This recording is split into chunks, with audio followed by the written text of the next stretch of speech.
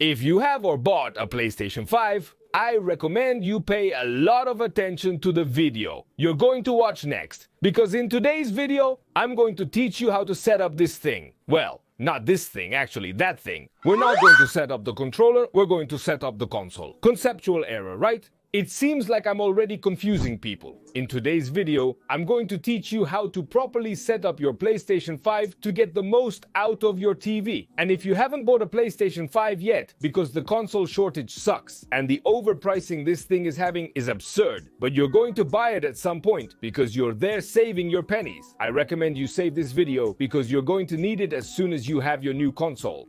Before we start with the video, a small parenthesis. If you don't play on TVs and play on a monitor, the video you need to see, we've already made, and it's this one you're seeing right now up here. Which, by the way, the link is in the first comment. It's a video that we focus on monitors and consoles, because today's video is focused on TVs. Without delay, welcome to Big Data News, the best gamer content online. Hold this. Keep hold of it, dude. You keep dropping it. I always throw things to the...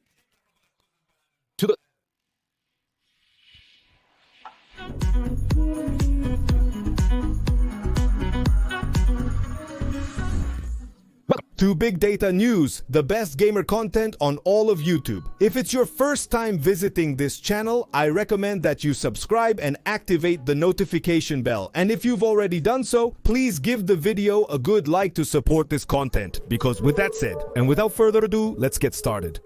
Well, before we start, two very simple and very quick tips, but that, as obvious as they may seem, need to be given anyway. The first is, don't plug your PlayStation 5 console into any high-definition multimedia interface port on your TV. They are not all the same. Information? Yes, they are not all the same. Yes, on some TVs, no on others. I can't visit your home to inspect your TV for high-definition multimedia interface inputs. You'll need to check it yourself. You're going to have to do that. And the way is very simple. You look for the manual of your TV, or you look for the manual on the internet that you're surely going to find. If not, rotate your TV and read next to the high-definition multimedia interface. The point is that you have to connect your PlayStation 5 to the most modern high-definition multimedia interface that your TV has. There are TVs that come with two high-definition multimedia interface 1.4 and a 2.0, or TVs that come with three high-definition multimedia interface 2.0 and a 2.1. You have to ideally look for the 2.1. If you don't have it, the 2.0, and if you don't have it, well, in any yes. Because at that point, it's already conclusion. Look for the most modern high-definition multimedia interface that your TV has. If it has several types of high-definition multimedia interface, to connect the console there, and not in another, there is always someone who writes their TV model in the comments and tells me, dude, which high-definition multimedia interface do I have? I don't know, dude. I don't know. You see? Yes, because there are a lot of TVs, dude. Another tip that may seem silly, but is actually extremely crucial. The bag goes in a bin, not on the street. Like The Simpsons. No, the advice is to use the high-definition multimedia interface cable that comes with the console. Even if in your setup you already have a high-definition multimedia interface that is already wired, or you say this one is already in place, why am I going to use the one that comes with the console? I'll keep it for some strange reason. No, don't do that. Use the one that comes with the console. That is prepared to work correctly with the console. And if you ever need a longer cable, because the cable that comes with the console measures just over a meter, well, buy yourself a high-definition multimedia interface 2.1, regardless of whether your TV has 2.1 inputs or not, because in the long run, one gets used to it. No kidding, in the long run. Maybe tomorrow you'll have a TV with high-definition multimedia interface 2.1, and you end up using the cable. Don't skimp on cable. Don't buy any cable at the Chinese store or at the flea market or at the little store. Buy a good cable. Well, let's go to the settings. Note, you are going to see my TV quite dark and kind of ugly because I have to lower the brightness so that the camera can take it. So, well, nothing. I have to lower the brightness because I already see someone telling me, you talk so much about settings and you don't know how to set up your TV? Your TV is very dark. Are you an idiot or what? No, I'm not an idiot. Well, not this time. Well, we turn on our console, obviously. We go up here where it says games, and we scroll to the side until we find the settings donut, and we hit it with the X. Once inside, first we are going to scroll to where it says system. Before going to where it says screen and video, we are going to hit on system, and here we are going to go to the high definition multimedia interface option. This is where we have to choose the link between the console and our TV. If we activate the high definition multimedia interface device link, we can choose that when we turn on the console, our TV also turns on, and we can also choose that when we turn off the TV, our console goes into sleep mode. These two settings are up to you. Choose them if you find them practical. The only thing I'm going to tell you is that the PlayStation 5's sleep mode is still causing problems, and there are games like the recently released Elden Ring. I can see you watching this video in 2023 and you say, no way, Elden Ring came out last year. That when you put it in sleep mode, you can lose your game. So I would tell you to think very carefully before choosing this option. But, well, it's up to you. It's to make things more practical, because maybe you use your TV only for gaming, and you want that when you turn on the console, the TV also turns on, and when you turn off the TV, the console turns off. Well, here you have these options. That circle you're seeing on the screen is the light that films me, so I can't remove it. You're going to have to see it all the time on the screen. Sorry. And finally, at the bottom, you have an option called Enable High Bandwidth Digital Content Protection, which really, unless you stream or broadcast content with your console or with a capture card, this option doesn't matter to you at all. What this option does is block some apps like Netflix, YouTube, and others that have copyright, so you can't be broadcasting on your channel or on your platform things that have copyright.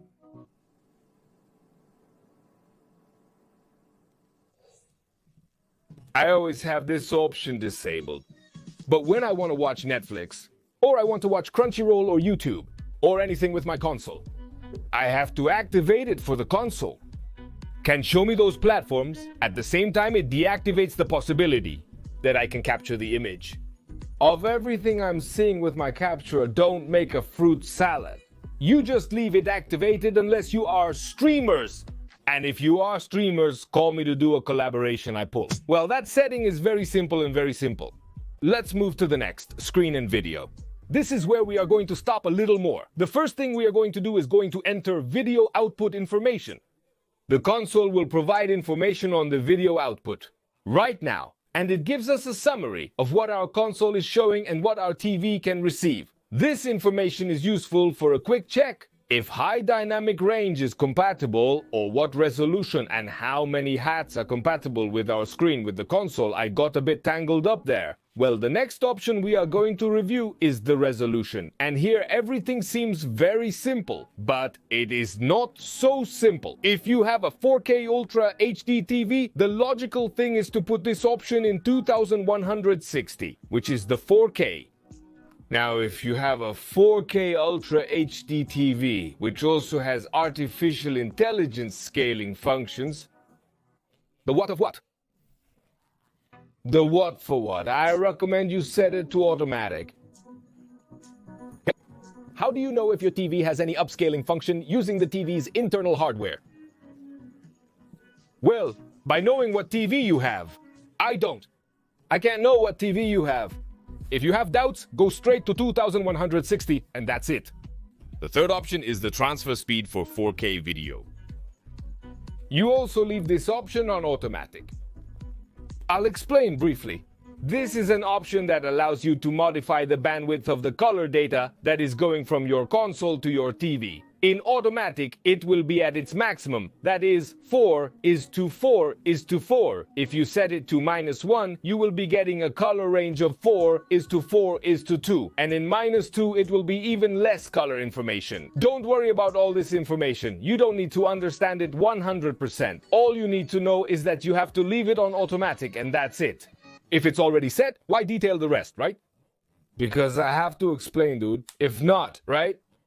In fact, if you want to understand more about what I just said, which I'm not going to stop to explain because this is not a video for technicians, go to where it says more information and I will explain in depth what I just told you very briefly. The next thing you have to do is grab the high dynamic range and put it in always on mode, which by the way, I have it turned off right now so that the camera can take good images of the TV, otherwise it takes them kind of weird. So I'm going to leave it turned off for now. I had to take a very long pause there, and it showed. But you guys turn on the high dynamic range. Always activate it unless you're watching YouTube or watching Netflix on your console and suddenly see weird colors or something that's working kind of bad or something that doesn't look quite pleasant. Try disabling it. See, high dynamic range is outcome. Because there is streaming content that PlayStation 5 kind of breaks it. But if they only dedicate themselves to playing video games, always on, and that's it. The next thing to do, and this has to be done no matter what, is to adjust the high dynamic range, for which I'm going to have to activate it. But it takes me, so things are going to look a bit blurry because I had to activate it. So white. I suddenly turned black. Well, see me totally black. Even though you can't see me, I'm going to give you a very simple menu to adjust the brightness. And with very simple options. There I came back, and very easy to understand. Adjust the brightness to your screen. There are 3 settings and nothing more. But do this no matter what, before you start playing. So that your console is calibrated to the television you are using. And you can get the most out of the high dynamic range on your smart TV. The next option is for intense color output. I'm not going to explain this. The only thing I'm going to tell you is to leave it on automatic.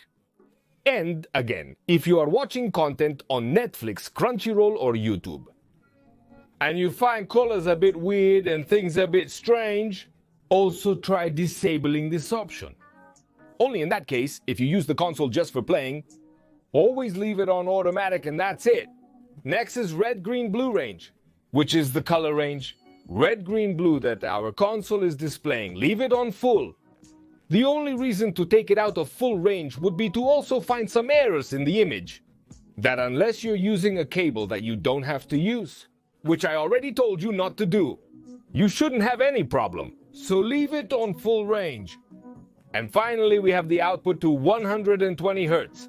Here, if you have a 120 Hz TV, leave it on automatic. And if you have a 60 Hz TV, leave it off and that's it. Because if you don't have a 120 Hz screen, you don't need this option on at all. And if you're not sure if your screen is 120 Hz or not, first research to know what you bought, and second, leave it on automatic. And that's it. If you don't want to be researching, let's go back and go to where it says screen and here in display area. Well, I don't think I have to explain much about this. You adjust the display area by pressing down or up. See how it gets smaller and bigger? Well, nothing more. Put it to your screen's liking, and then we have an option that is very important if you have organic light emitting diodes type TVs. If you have an organic light emitting diode screen, I recommend that you set this to 5 minutes because we know that although organic light emitting diodes screens have improved a lot and no longer burn as they did at the beginning, that you left a still image and the screen got messed up, they are still sensitive to static images, so we set this option to 5 minutes. When our console detects that you have already spent 5 minutes, that you did not play, that the image is still, the brightness dims, the image dims, and your TV spends less. It is an option that you have to take into account if you have an organic light emitting diodes. If you do not have an organic light emitting diodes, well then put it in the time that you feel like, and finally you have the Blu-ray, digital versatile disc and all that stuff. Here you will choose the language of the menu and the language of the subtitles that will come out by default when you put a digital versatile disc or a Blu-ray.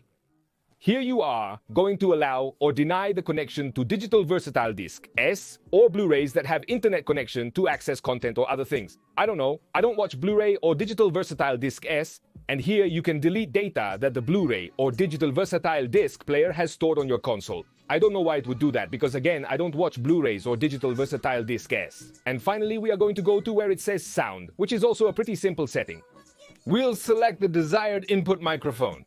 Currently, only the controller is connected, hence it's the only thing displayed. If you have the PlayStation 5 headphones connected, these headphones will appear in the options. In adjusting the microphone level, you can adjust the microphone level and that's it. Adjust it up or down. If friends say you're loud while gaming, simply lower it. This is the state of the microphone when turning on the console or entering a game or platform. You can always leave it activated or always muted, which is advisable to turn it on when you need it from here. And this is the state of the microphone when starting a chat or a transmission, if you want it to turn on automatically or not, also to taste. And then we quickly go to audio output, where the configuration is also very simple. Here we choose the audio output device we want to use. If we have a sound bar connected to the TV or we have some other device, this is where it will appear. I don't have anything else connected. But I'm going to turn on my headphones. So another option appears. Here, for example, I have turned on the headphones and it tells me to choose which is the audio output I want as default. Here I choose if I want that. When I turn on the headphones, the audio output changes directly or stays where it was. In high definition, multimedia interface device type. If we are connected by a high-definition multimedia interface audio return channel to the TV and we have a sound bar, our sound bar or some other configuration we have will also appear here. For now, I only have a TV. Alright, then we go down here where it says TV and we leave the option to activate 3D audio for the TV speakers. Turned on. And then we're going to go to where it says measure room acoustics for 3D audio. We're going to hit it with the X and we're going to follow the steps that the console gives us, which are very simple, and I'm not going to be explaining them. These steps will allow the console to configure the 3D audio for our room and thus get the most out of our TV's audio. Once we have done that configuration, we are going to go to apply 3D audio measurement results, and that's it. I don't do it because I really play with the PlayStation 5 headsets. I don't play with the TV audio. The truth is that I'm not interested. And finally, we have the option to adjust the position of the speakers. If we have a 5.1 or 7.1 sound, something that I don't have, so I can't show you how to adjust it. But if you have it, you have to check these options. Further down, we are going to find the headphones section, for which I'm going to put the headphones back on. In this section, we are going to choose what we want to come out of the headphones, whether it's just the chat audio or all the console audio including the chat. We're going to choose if we want 3D audio for the headphones, which I recommend you to set to yes, otherwise it's like you're wasting the headphones in the console. And finally, adjust your 3D audio experience. Again, this needs to be done to each person's liking with their headphones. Further down, we can choose whether we want or don't want the annoying startup music of the PlayStation 5, and if we want or don't want the annoying sound effects of the PlayStation 5, I do like them. And finally, in audio format, if you have a TV that is not compatible with Dolby, I tell you to leave it in linear pulse code modulation and that's it. Now, if you have a soundbar that is compatible with Dolby, well, leave it in Dolby. And finally, we have headphone and controller speaker sound. This is where you can lower the annoying little sound of this speaker. Can you hear it? Can you hear it? I have the speaker's sound completely low because I'm not interested. Long but well-made video, right? You can give it a like. These are the settings you need to keep in mind for your PlayStation 5. Today in 2022, more precisely in the month of March, it had to be thought about. If new updates with new settings come out, I will be making new videos. For now, that's all you need to know. Also, if you're looking for a specific video about PlayStation 5, we probably already made it. And in the first comment is the entire list of PlayStation 5 videos we've made. Also, if you subscribe to this channel, you will always have information about PlayStation, about Xbox, about Nintendo, and about PC gaming. So, if you like the whole world of video games, I recommend that you subscribe to Big Data News. We also have many videos made about Xbox and Nintendo and other little things, so you can take a look at our videos. If you have any doubts and it's not, how many high-definition multimedia interface does my TV have? Is my TV model so much? Write in the comments. I'm going to be reading. I'm going to be responding. Friends, I am Puro. This is Big Data News, and see you next time. Oof. I live long.